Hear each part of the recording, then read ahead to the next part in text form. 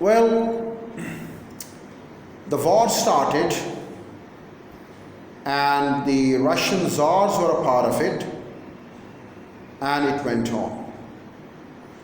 But sometimes when we make advances on international borders, on the foreign fronts of a country, we start ignoring the domestic problems, the domestic conflicts. Probably this could be the reason for the Tsars as well.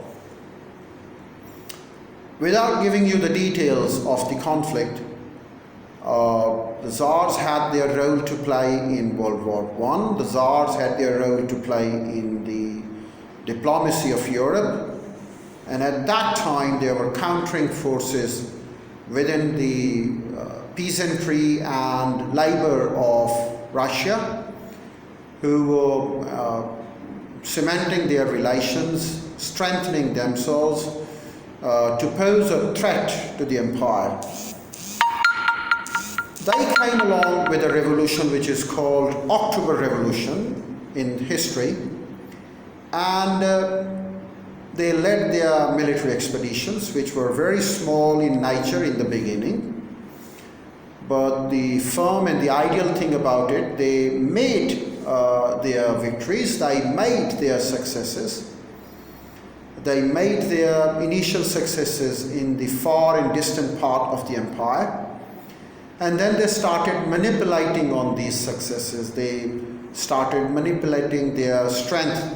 They in fact were able to proliferate their rule, their control, and made themselves so strong that they came in a direct conflict with the Tsars of Rus.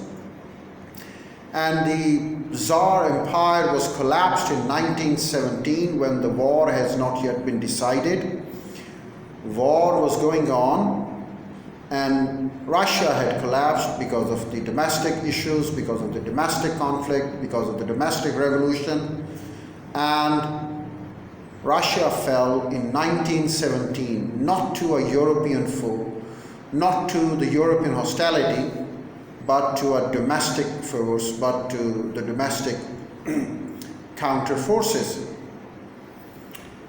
And there came in power the socialists who had the economy of communism. They got control in 1917, and they were successful in leading the new country to prosperity, to development of resources, to development of military strength, and they took Rus to the heights, to the apex of politics, and they were able to make this country as the superpower of the world. The superpower of the world performed there in the Second World War, 1939 to 1945. And then they played a very significant role in an era that we call post-World War II. And they were the great actors, the great performers in 1960s and 1970s. And then their collapse started in 1980s. And by the end of 1980s, or should I say by the start of 1990s, 1991, USSR collapsed and broke into pieces.